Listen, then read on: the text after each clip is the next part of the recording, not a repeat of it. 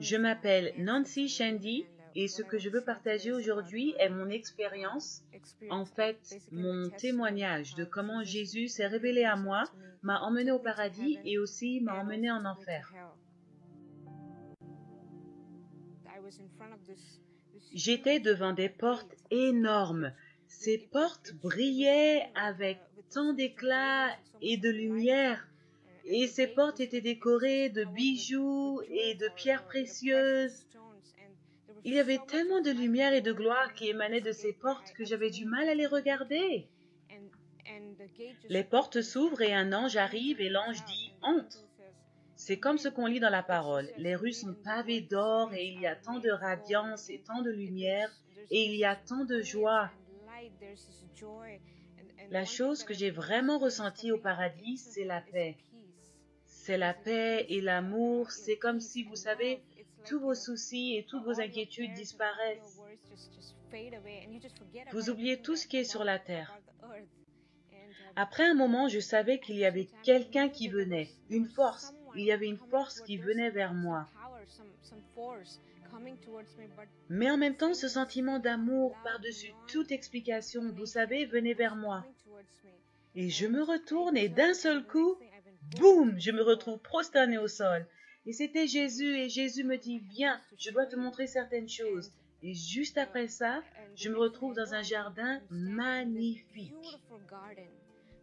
Un jardin magnifique, un jardin rempli de fleurs de toutes sortes de formes et de couleurs que je n'ai jamais vues sur la terre. Il y avait des fleurs minuscules, des fleurs énormes, des fleurs moyennes, toutes sortes. Ce qui rendait ce jardin magnifique était le fait que les fleurs chantaient des louanges au roi. Les fleurs chantaient des louanges. Le parfum, l'odeur, c'était si magnifique. Ça vous donnait envie de rester là et adorer Dieu, vous comprenez? Après ça, je me suis retrouvée debout au milieu d'une rivière.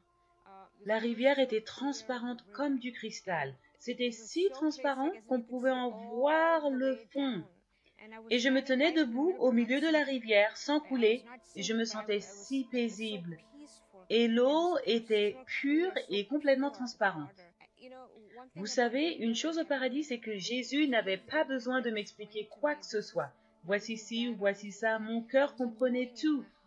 C'était comme si on communiquait d'esprit à esprit, vous comprenez? Et je me suis retournée et j'ai vu cet énorme trône qui n'avait ni fin ni commencement. Et ce trône était fait de pierres précieuses. Je veux dire, c'était difficile pour moi de même le regarder. Mais il était énorme. Et si je peux dire, du centre du trône, la rivière coulait du centre du trône et coulait tout à travers, je veux dire, tout autour du paradis. De cette rivière au prochain endroit, Jésus m'a dit, regarde. Et ce que j'ai vu, c'était des rangées sur rangées de, vous savez, c'était comme s'il y avait des travaux, rangées sur rangées de bâtiments en construction. Et sur chaque porte d'entrée, il y avait une plaque. Et sur cette plaque, il m'a permis de voir la plaque particulièrement. Et sur chaque plaque, il y avait un nom. Et le nom n'était pas en anglais, mais c'était un nom. Et je savais que c'était le nom d'une personne. Chaque fois que quelqu'un donne sa vie au Seigneur, il y a une célébration, un jubilé au paradis. Et immédiatement, il y a une mention qui est construite pour chaque enfant de Dieu dont le nom est écrit dans le livre de l'agneau. Et après avoir vu tout ça, j'ai dit, Jésus, je ne veux pas partir, je veux rester et vivre avec toi pour toujours, je veux rester ici. Et il m'a répondu, il y a un endroit de plus que je dois te montrer.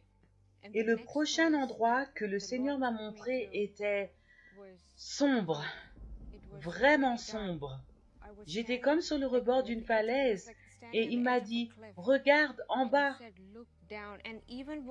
Et avant même que je puisse regarder, je pouvais entendre des cris et de la souffrance, des cris et de l'angoisse, des gens qui criaient au secours, aidez-moi. Et c'était l'obscurité totale, mais je savais que Jésus m'avait permis à ce moment-là de voir ce qui se passait en enfer. Et ce que j'ai vu, c'était horrible, c'est horrible. J'ai vu des corps d'hommes et de femmes, des corps nus d'hommes et de femmes qui couraient partout et qui criaient et qui hurlaient au secours. J'ai vu des silhouettes de démons qui étaient laids et terrifiants, qui rappelaient à ces gens, qui les rappelaient toutes les erreurs et les péchés qu'ils avaient commis constamment et sans arrêt. Après ça, j'ai vu des griffes. Ces créatures avec des griffes, elles déchiraient le dos des hommes et des femmes, et ils criaient, ils se faisaient griffer et déchirer, et ils hurlaient. Et la vraie torture, c'est que on ne meurt jamais là-bas. Je ne pouvais même pas dire un mot, c'était si traumatisant. En fait, je pouvais sentir la compassion que Jésus avait. J'ai regardé son visage et j'ai vu la compassion dans ses yeux, mais il ne pouvait rien faire parce que ces gens avaient choisi leur destinée. L'odeur était, si vous avez déjà senti le soufre, multiplié par 1 million ou 1 milliard. Cette odeur, cette puanteur était horrible, cette odeur nauséabonde était horrible, et les ténèbres de l'enfer sont terrifiantes. Et Jésus a dit, « Regarde !» Et j'ai regardé et j'ai vu le visage de ces gens. Leur visage apparaissait devant moi, le visage de ces gens en enfer.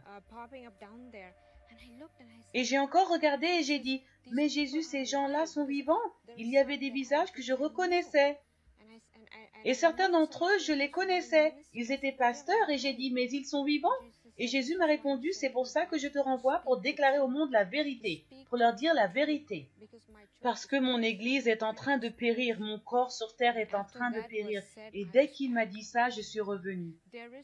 Il y a un paradis, il y a un enfer, il n'y a aucun autre choix. Chaque personne ira soit au paradis, soit en enfer.